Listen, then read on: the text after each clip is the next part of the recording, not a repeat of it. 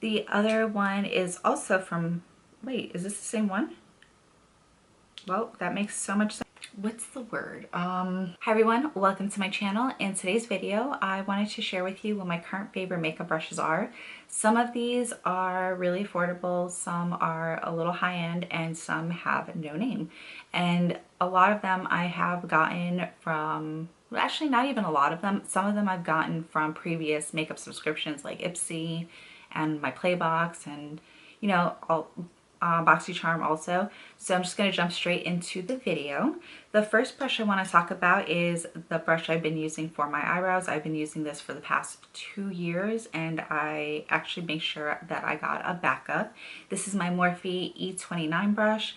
I don't really know what to say about this. It's just the perfect size, the perfect density, and it's thin enough that I can get really precise with my brow products. Another Morphe brush I want to talk about is my Morphe 432 brush. This is a flat shader, well, a flat definer brush, and I love using this to carve out my eyebrows.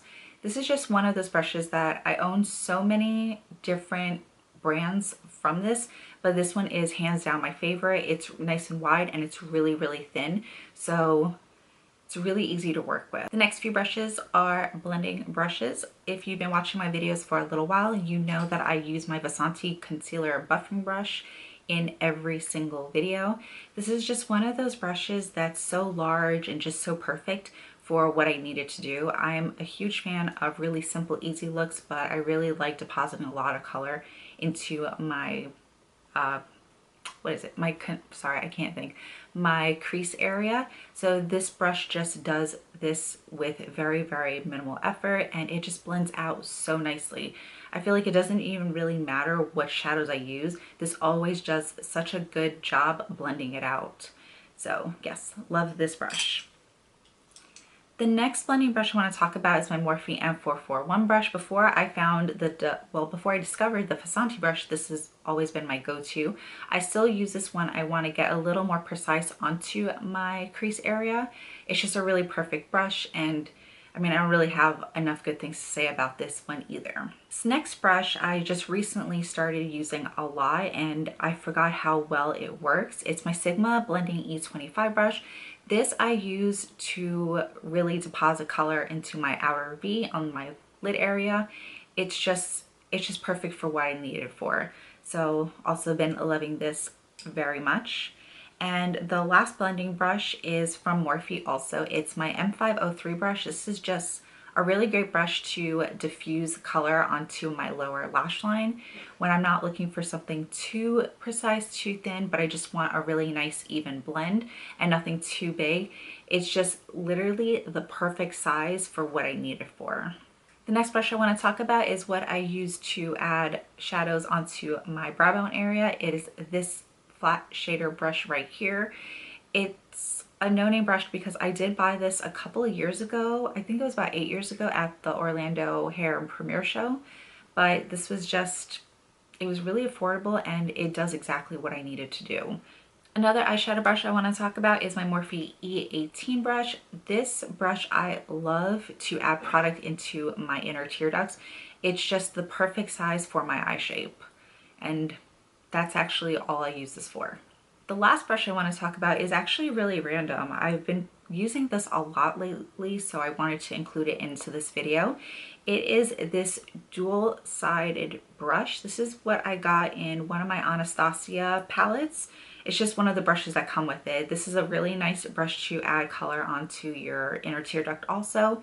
And then this is just really nice for your brow bone area, or just even adding a little bit of glitter pigments or just anything onto your lid area. The next brush I want to talk about is what I use to blend out my eyeshadow primer. You guys know I like using the MAC Paint Pot, and this brush right here is from Sephora. It is their Airbrush concealer brush.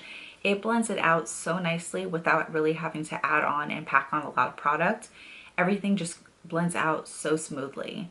I actually forgot I have another eyeshadow brush right here. This is also from Morphe. This is the M508, and this is just one of those brushes that is perfect if you want to do a really nice smoked out eyeliner, whether it's on the top or the bottom. It's just so tiny and so precise and is perfect for that.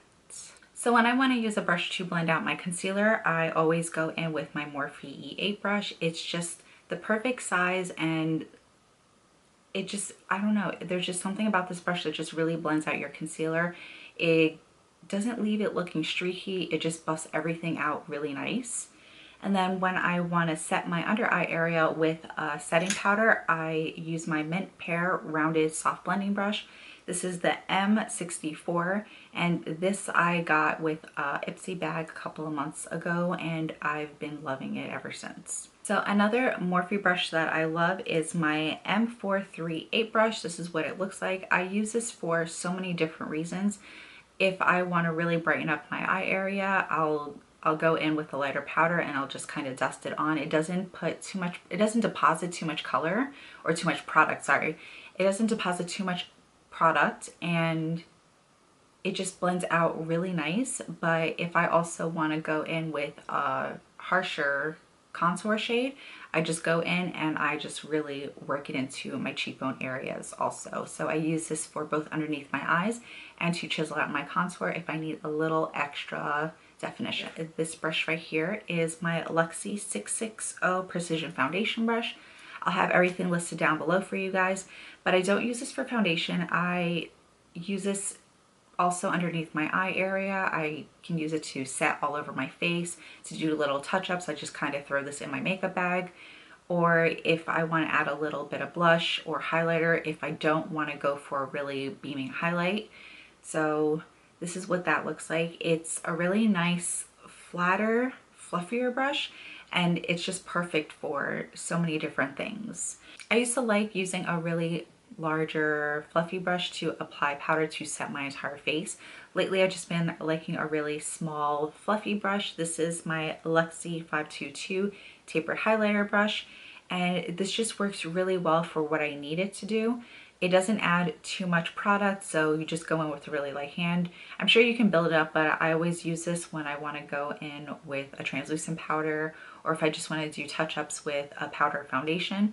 This just works really well, and it gives you a really nice finish. The next two brushes I want to talk about is what I use for contouring.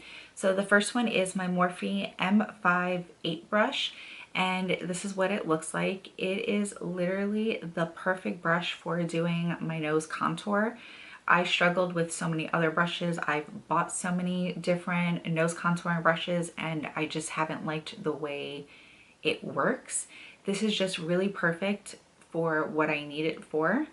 And then another brush that I've also been liking is my MAC oval brush. This is number 3.